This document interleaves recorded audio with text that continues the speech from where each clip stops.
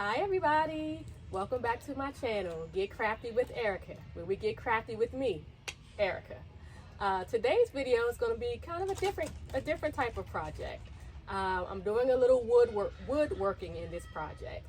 I'm very excited to show you that I made these wonderful deck chairs here. These two chairs here I made all by myself.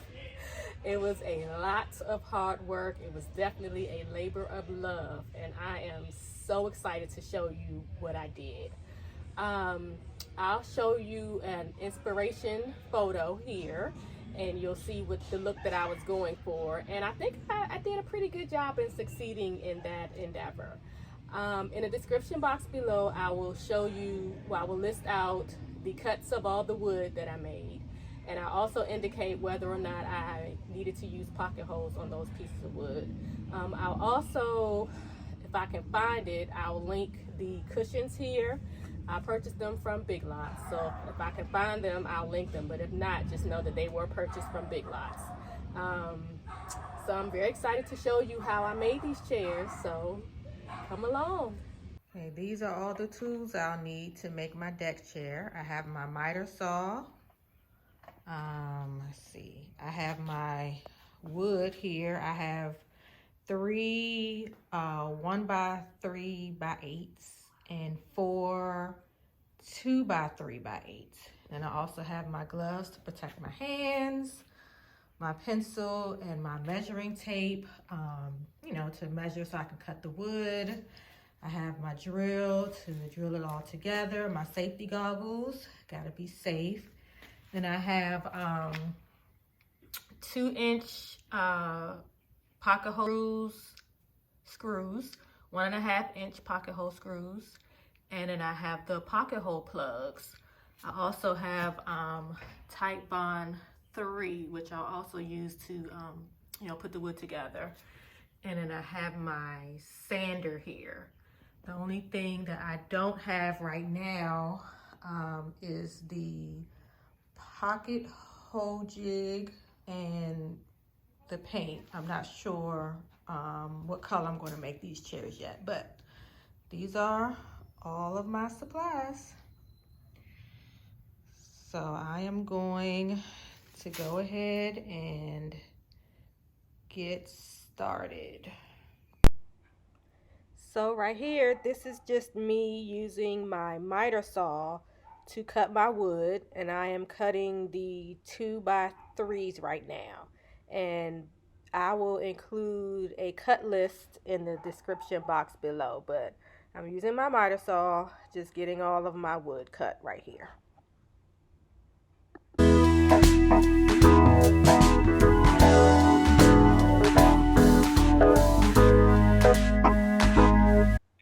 So now I'm about to start using my pocket hole jig to put the pocket holes in the wood.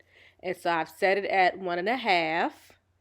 And then I am going to get my drill bit, and I'm also going to set that at 1.5, which I'm about to show you now.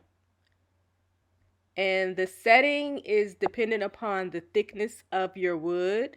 And since my wood is 2 inches thick, you set the pocket hole 1/2 inch less than your wood. So that's why I'm setting it at 1.5. And now I am just getting everything set up so that I can start putting the pocket holes into the wood.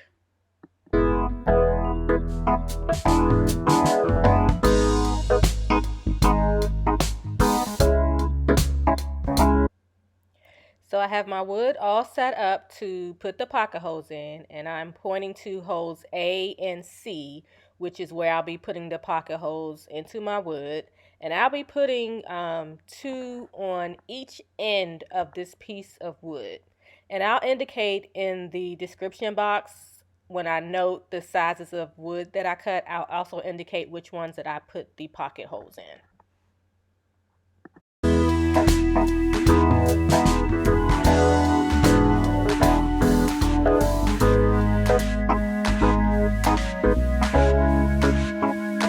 Okay, just want to show you guys that I have most of my wood cut, not all of it.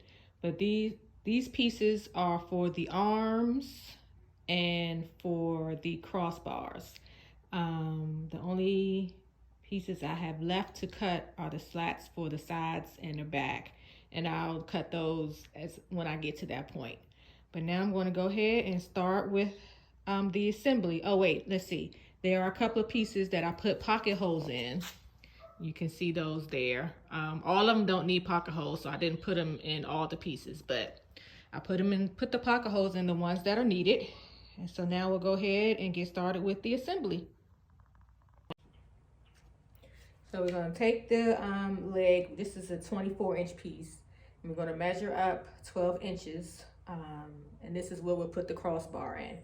So we'll do this 12 inches up on the 24-inch piece and on the 30-inch piece that I have over here.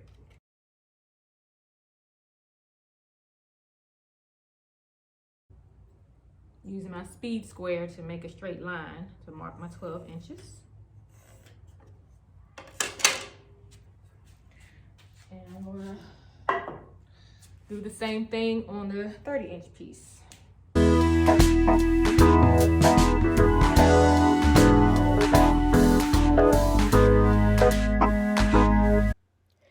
So now I'm ready to start assembling, and I'm using my Titebond to make sure that the wood adheres to each other. Putting that on and making sure I'm spreading it out very well so that it'll provide full coverage. And I am laying my wood at that line I marked for 12 inches. And I'm making sure it's right on that line.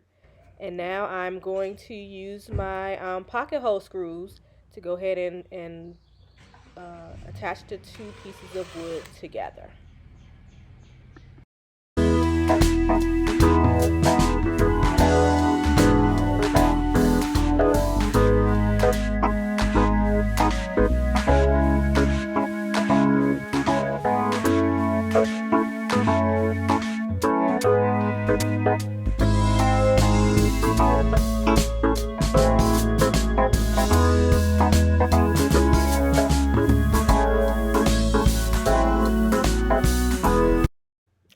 Both of my boys had to make sure they had their time in the spotlight.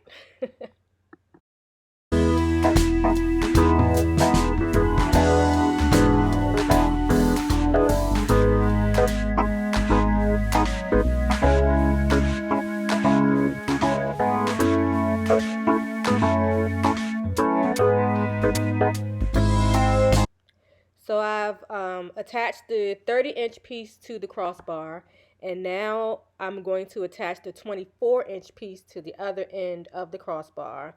And I'm also going to make sure that I put this at the 12-inch line that I made, just like I did the 30-inch piece.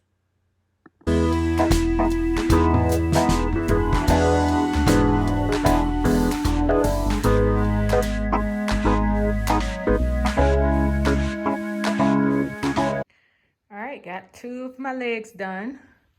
Let me give you another angle. There we go. Both of the legs are done.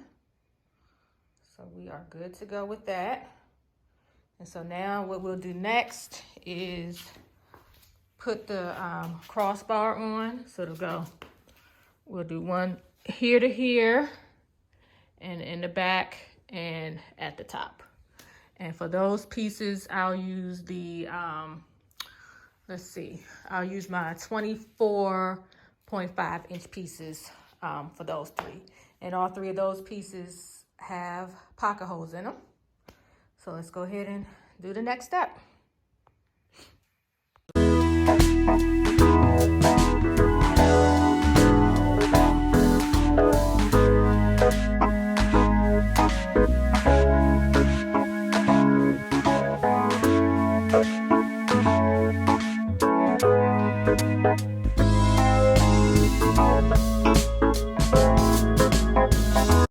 First crossbar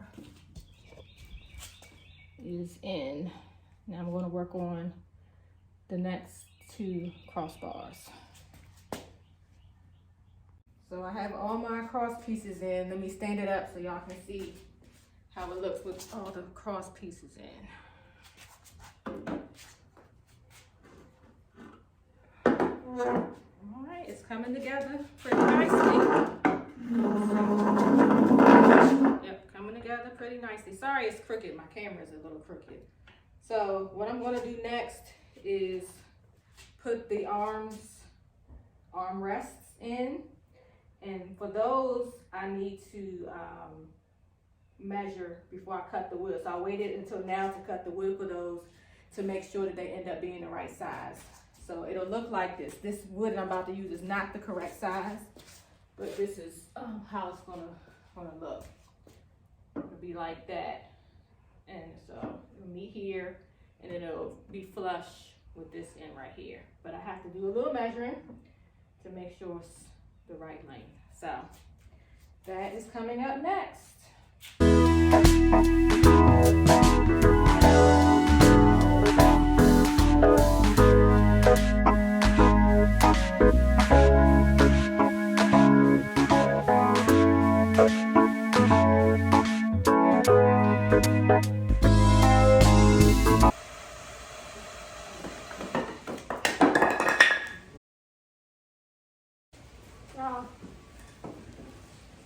Pray for me.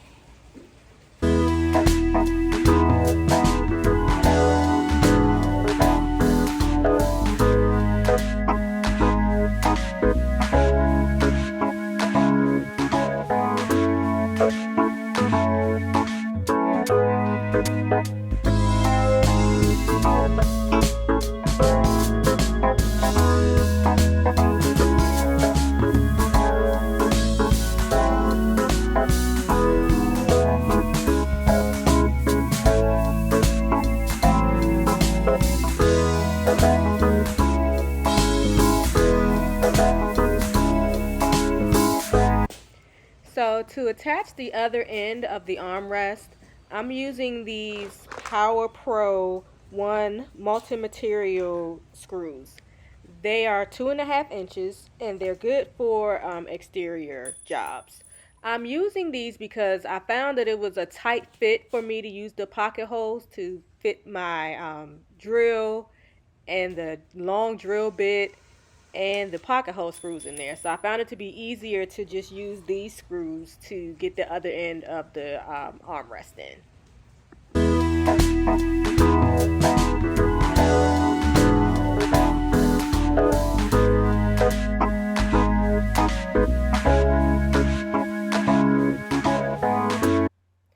And here I am just using the same exact method to attach the other armrest.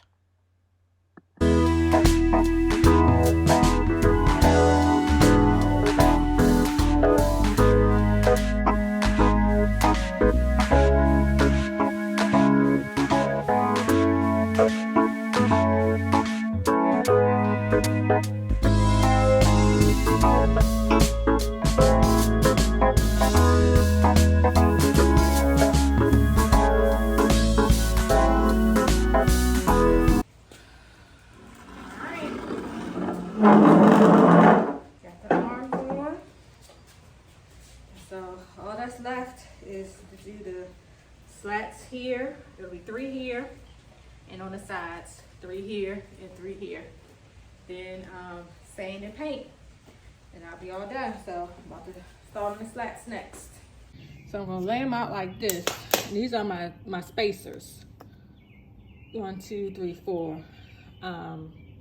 And so when I measure that, it equals 15. And so that's how I'm going to lay it out on the back of the chair. So that's what I'm doing next. All right. All right, so I have put these side and the back slats on the chair. Let me show y'all that. Here it is right there. That's the back. And both of the sides.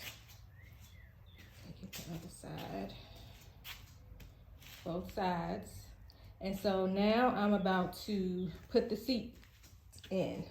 So I have my 3 pieces, 2 2x4s and 1 2x6. And those 3 will go in the seat area, and I have pocket holes. So I'm about to put those in right now. And after I complete this step, then all that's left is to fill it, sand it, paint it, and we'll be all done. All right, let's get this seat in. All right, I brought the chair outside, and now I'm about to start sanding. please excuse my appearance, but I did not want to get all the sand and dust in my hair. So I came out here and I filled the pocket holes with these pocket hole plugs here. And then a lot of the holes and gaps and stuff I filled in with this all-purpose wood filler. It goes on pink and then it changes to a natural color when it's dry. So I'm about to get to sanding, and I have my Ryobi orbital sander here, and I'm going to be using 120 grit sandpaper. All right, so let's go ahead and get started with the sanding. Safety first, I have on my safety goggles and my mask too, so all the dust particles don't get in my eyes and up my nose and in my mouth. All right, so hit this power button and let's get started.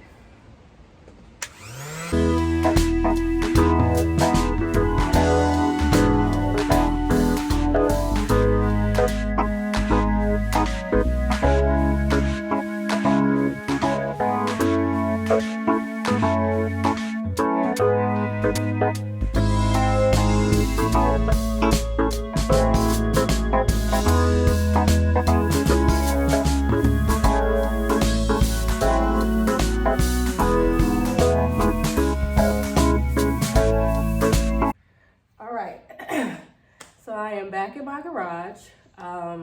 The chair has been sanded really well. It's been wiped down, and now it's ready for me to apply the paint. I decided to go with black because that's what I had in my stash. I actually used this black paint for a garden bed that I made with the help of my great friend Ebony from Try DIY with Ebony. You should definitely check out her channel. She does some really great videos. But anyway, I'll put a picture of the garden bed up so you can see it. But this is the paint. It's a Valspar Season Plus paint, fade resistant paint and primer. It has a strong finish and resists cracking and peeling. And the color is, what's this say? Tricorn black. So that's what I'm going to go with for this chair. And so I'm just going to go ahead and jump right in. I have my brush here,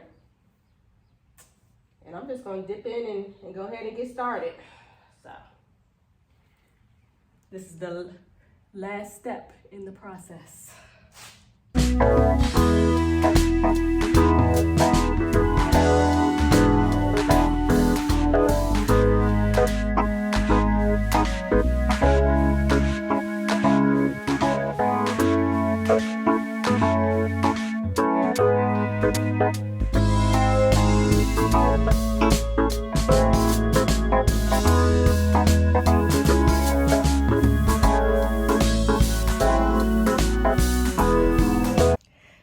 Guys, here is the final product. I am so excited about this chair. I mean, I cannot believe how nice it turned out. I cannot believe that I actually did this on my own. It was a lot of hard work, but I am super proud of the outcome. So here's the chair. Just trying to give you another angle. You can see the slats that I put in. Just decorative. I just think it's really nice. And then let me put the cushions in so you can see how it looks with the cushions as well. All right, and here's the chair with the cushions.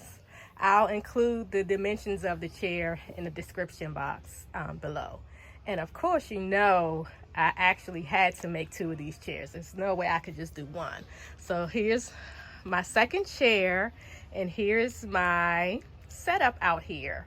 I cannot wait to sit out here with a cool glass of lemonade, with my music pumping, and just enjoy the outdoors. So here is the final product. I hope you all really like these chairs. Please make sure to like this video, subscribe to my channel, and hit that notification bell so that you can be alerted whenever I post a new video. Thank you all so much for watching. See you next time. Bye.